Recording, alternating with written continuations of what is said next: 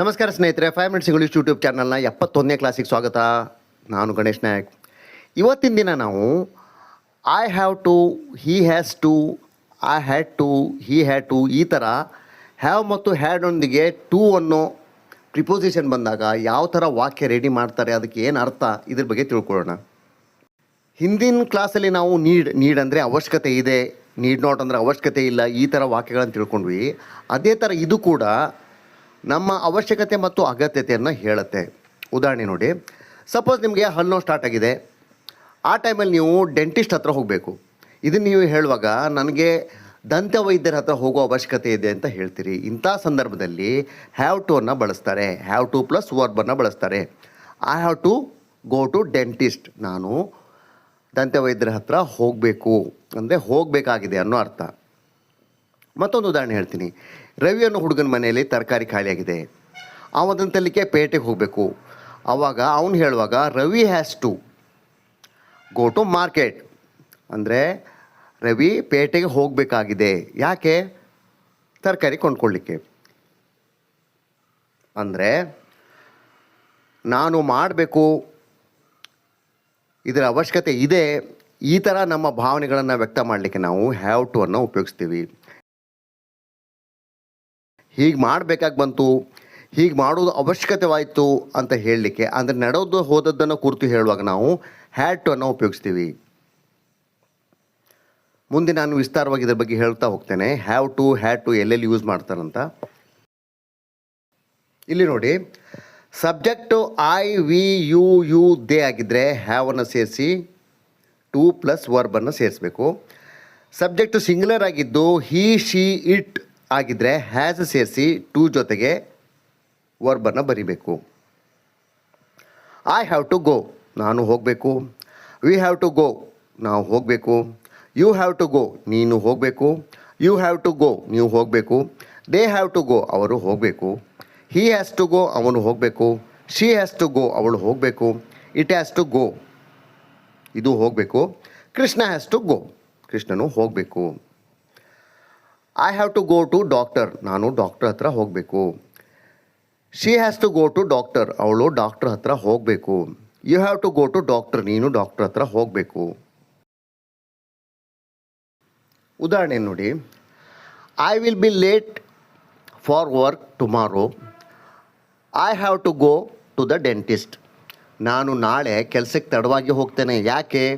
I have to go to the dentist, ನಾನು ದಂತ ವೈದ್ಯರ ಬಳಿಗೆ ಹೋಗಬೇಕಾಗಿದೆ, ನಾನು ಡೆಂಟಿಸ್ಟ್ ಹತ್ರ ಹೋಗಬೇಕಾಗಿದೆ. ಆ ಕಾರಣದಿಂದ ನಾನು ತಡವಾಗಿ ನಾಳೆ ಕೆಲಸಕ್ಕೆ ಹೋಗ್ತೇನೆ. Ravi starts work at 7 o'clock, so he has to wake up at 6. Ravi 7ಕ್ಕೆ ಕೆಲಸ ಆರಂಭಿಸುತ್ತಾನೆ. ಹಾಗಾಗಿ ಅವನು 6ಕ್ಕೆ ಹೇಳ್ಬೇಕಾಗಿದೆ, ಅಂದರೆ 6 ಗಂಟೆಗೆ ಅವನು ಹೇಳ್ಬೇಕು. ಯಾಕಂದರೆ 6 ಗಂಟೆಗೆ ಇದ್ರೆ ಮಾತ್ರ 7 ಗಂಟೆ ಕೆಲಸಕ್ಕೆ ಹೋಗ್ಲಿಕ್ಕಾಗತ್ತೆ. So Ravi starts work at 7 o'clock, so he has to wake up at 6. ಮತ್ತೊಂದು ಉದಾಹರಣೆ, you have to pass a test before you can get a driving licence. Driving licence ಪಡೀಲಿಕ್ಕೆ ಮೊದಲು ನೀವು ಒಂದು ಪರೀಕ್ಷೆಯಲ್ಲಿ ಪಾಸ್ ಆಗಲೇಬೇಕು. ಅಂದರೆ ಅದು ಪರೀಕ್ಷೆ ಪಾಸ್ ಆದರೆ ಮಾತ್ರ ನಿಮಗೆ ಡ್ರೈವಿಂಗ್ ಲೈಸೆನ್ಸ್ ಸಿಗುತ್ತೆ. ಮೇರಿ ಸ್ಟಡೀಸ್ ಲಿಟ್ರೇಚರ್, ಮೇರಿ ಸಾಹಿತ್ಯವನ್ನು ಅಭ್ಯಾಸಿಸ್ತಿದ್ದಾಳೆ. She has to read a lot of books, ಹಾಗಾಗಿ ಅವಳು ತುಂಬ ಪುಸ್ತಕಗಳನ್ನು ಓದಬೇಕು.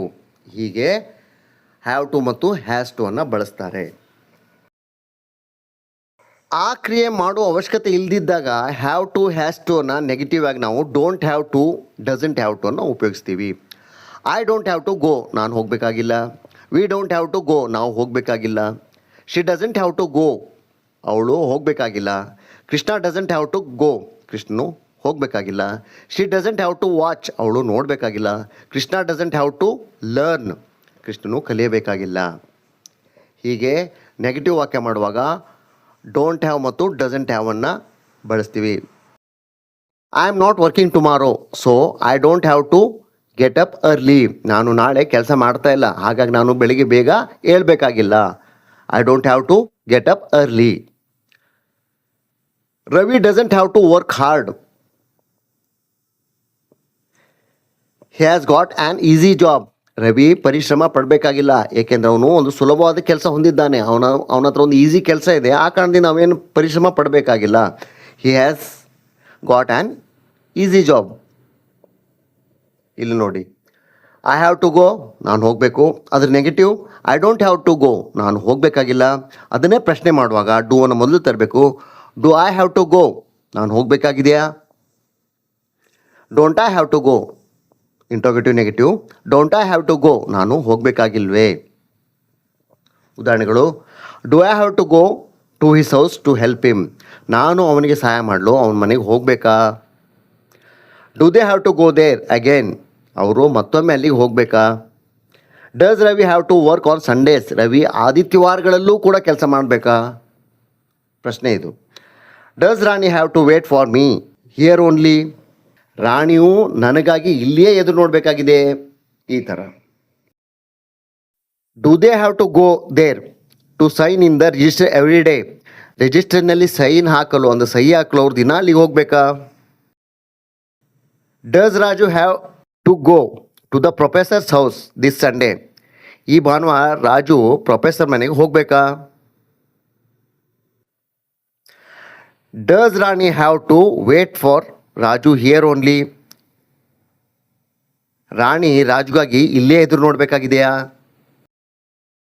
ಕಳೆದು ಹೋದ ಕಾಲದಲ್ಲಿ ಹೀಗೆ ಮಾಡಬೇಕಾಗಿತ್ತು ಅಂತ ಹೇಳುವ ಸಂದರ್ಭದಲ್ಲಿ ಹ್ಯಾವ್ ಟು ಅಥವಾ ಹ್ಯಾಸ್ ಟುನ ಬದಲಿಗೆ ಅದರ ಭೂತಕಾಲದ ರೂಪವಾಗಿ ನಾವು ಹ್ಯಾಡ್ ಟು ಅನ್ನು ಉಪಯೋಗಿಸಬೇಕು. ಎಲ್ಲ ಸಬ್ಜೆಕ್ಟ್ ಜೊತೆಗೆ ಹ್ಯಾಡ್ ಮಾತ್ರ ಬರುತ್ತೆ. ಹಾಗೆ ಅವುಗಳ ನಕಾರಾತ್ಮಕ ವಾಕ್ಯವನ್ನು ತರಿಸಲಿಕ್ಕೆ ಡಿಡ್ ನಾಟ್ ಹ್ಯಾವ್ ಅನ್ನು +2 ಇದನ್ನು ಬಳಸಬೇಕು. I had to go to market, ನಾನು ಪೇಟೆಗೆ ಹೋಗಬೇಕಾಗಿ ಬಂತು. ಶಿ ಹ್ಯಾಡ್ ಟು ಈಟ್, ಅವಳು ತಿನ್ನಬೇಕಾಗಿತ್ತು ಅಥವಾ ಅವಳಿಗೆ ತಿನ್ನಬೇಕಾಗಿ ಬಂತು. He had to go to the dentist, ಅವನು ಡೆಂಟಿಸ್ಟ್ ಹತ್ರ ಹೋಗಬೇಕಾಗಿತ್ತು. I was late for the work yesterday, I had to go to the dentist, ನಿನ್ನೆ ನಾನು ಕೆಲಸಕ್ಕೆ ತಡವಾಗಿ ಹೋದೆ. ಯಾಕಂದರೆ ನಾನು ಡೆಂಟಿಸ್ಟ್ ಹತ್ರ ಹೋಗಬೇಕಾಗಿತ್ತು. We had to go to the office by an auto one day last week due to bus ಸ್ಟ್ರೈಕ್ನ ಕಾರಣದಿಂದ ಹಿಂದಿನ ವಾರದಲ್ಲಿ ಒಂದು ದಿನ ನಾವು ಆಟೋದಲ್ಲಿ ಹೋಗಬೇಕಾಯಿತು. ಹೀಗೆ ಭೂತಕಾಲದ ವಾಕ್ಯಗಳನ್ನು ಹೇಳಲಿಕ್ಕೆ ಹ್ಯಾಡ್ ಟು ಸೇರಿಸ್ತಾರೆ. ಉದಾಹರಣೆಗಳನ್ನು ನೋಡಿ, 4 ಒಟ್ಟಿಗೆ ಉದಾಹರಣೆಯನ್ನು ಹೇಳ್ತೇನೆ. ಐ ಹ್ಯಾಡ್ ಟು ವರ್ಕ್, ನಾನು ಕೆಲಸ ಮಾಡಬೇಕಾಗಿತ್ತು ಅಥವಾ ನಾನು ಕೆಲಸ ಮಾಡಬೇಕಾಗಿ ಬಂತು. I did not have to work, ನಾನು ಕೆಲಸ ಮಾಡಬೇಕಿರಲಿಲ್ಲ ಅಥವಾ ಮಾಡಬೇಕಾಗಿ ಬರಲಿಲ್ಲ. Did I have to work, ನಾನು ಕೆಲಸ ಮಾಡಬೇಕಾಗಿತ್ತೇ. Did not I have to work, ನಾನು ಕೆಲಸ ಮಾಡಬೇಕಾಗಿರಲಿಲ್ವೇ. We did not have to wait very long for the bus, ನಾವು ಬಸ್ಗಾಗಿ ಹೆಚ್ಚು ಕಾಯಬೇಕಾಗಲಿಲ್ಲ, ಯಾಕಂದರೆ ಬಸ್ ಬೇಗ ಬಂತು ಅಂತ ಅರ್ಥ. Did not they have to attend the class yesterday, why, ನಿನ್ನೆ ಅವರು ಕ್ಲಾಸಿಗೆ ಬರಬೇಕಾಗಿರಲಿಲ್ವೇ, ಯಾಕೆ? ಈ ಥರ ಪ್ರಶ್ನೆಯನ್ನು ಕೇಳುವಾಗ ಹ್ಯಾಡ್ ಟು ಅನ್ನು ಬಳಸ್ತೀವಿ. ಇನ್ನೊಂದು ಇಂಪಾರ್ಟೆಂಟ್ ಸೂಚನೆ ಇದೆ, ಏನಂದರೆ ನಿಮ್ಮ ಎದುರು ಇರುವವರು ಯಾವುದೋ ಒಂದು ಕೆಲಸ ಮಾಡೋ ಅವಶ್ಯಕತೆ ಇದೆ ಅಂತ ನಿಮ್ಮ ಅಭಿಪ್ರಾಯ ಆಗಿದ್ದರೆ ಅದನ್ನು ಹೇಳೋ ಸಂದರ್ಭದಲ್ಲಿ ಮಸ್ಟ್ ಅಥವಾ ಹ್ಯಾವ್ ಟು ಅನ್ನು ಬಳಸಿ ವಾಕ್ಯವನ್ನು ಹೇಳಬೇಕು. It is a fantastic movie, you must see it, ಇದೊಂದು ಅತ್ಯುತ್ತಮ ಸಿನಿಮಾ, ನೀನು ಇದನ್ನು ನೋಡಲೇಬೇಕು. ಅಥವಾ ಅದನ್ನೇ you have to see it ಅಂತ ಕೂಡ ಹೇಳ್ಬೋದು, ನೀನು ಅದನ್ನು ತಪ್ಪದೆ ನೋಡಬೇಕು. ಎರಡಕ್ಕೂ ಒಂದೇ ಅರ್ಥ ಬರುತ್ತೆ. ಆದರೆ ಇಲ್ಲಿ ನೀವು ನಿಮ್ಮ ಅಭಿಪ್ರಾಯನ ಹೇಳ್ತಾ ಇಲ್ಲ ಅಂತ ಆದರೆ ಆವಾಗ ನೀವು ಹ್ಯಾವ್ ಟು ಅನ್ನು ಮಾತ್ರ ಬಳಸಿ, ಮಸ್ಟನ್ನು ಬಳಸಬೇಡಿ. Ravi won't be at work this afternoon, he has to go to the doctor. ಇಲ್ಲಿ ನೋಡಿ, ನಿಮ್ಮ ಅಭಿಪ್ರಾಯನ ಹೇಳ್ತಾ ಇದ್ದೀರಿ. ಏನಂತ? ರವಿ ಇಂದು ಮಧ್ಯಾಹ್ನ ಕೆಲಸದಲ್ಲಿ ಇರುವುದಿಲ್ಲ, ಅವನು ವೈದ್ಯರ ಬಳಿ ಹೋಗಬೇಕಾಗಿದೆ. ಅಂದರೆ ಇದು ನಿಮ್ಮ ಅಪಿನಿಯನ್ ಅಲ್ಲ, ಇದು ಫ್ಯಾಕ್ಟು.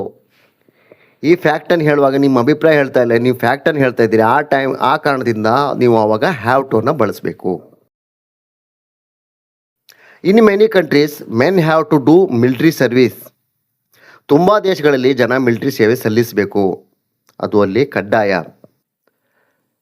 ಅಂದರೆ ಇದು ನಿಮ್ಮ ಅಭಿಪ್ರಾಯ ಅಲ್ಲ, ಇದು ಅಲ್ಲಿಯ ಕಾನೂನು. ಆ ಕಾರಣದಿಂದ ನಾವು ಮಸ್ಟನ್ನು ಉಪಯೋಗಿಸ್ತಾ ಇಲ್ಲ, ಇಲ್ಲಿ ಹ್ಯಾವ್ ಟು ಅನ್ನು ಬಳಸ್ತಿದ್ದೀವಿ. ಹೀಗೆ ಹ್ಯಾವ್ ಟು ಮತ್ತು ಮಸ್ತನ್ನು ಬಳಸೋದನ್ನು ನೀವು ಪ್ರಾಕ್ಟೀಸ್ ಮಾಡಬೇಕು.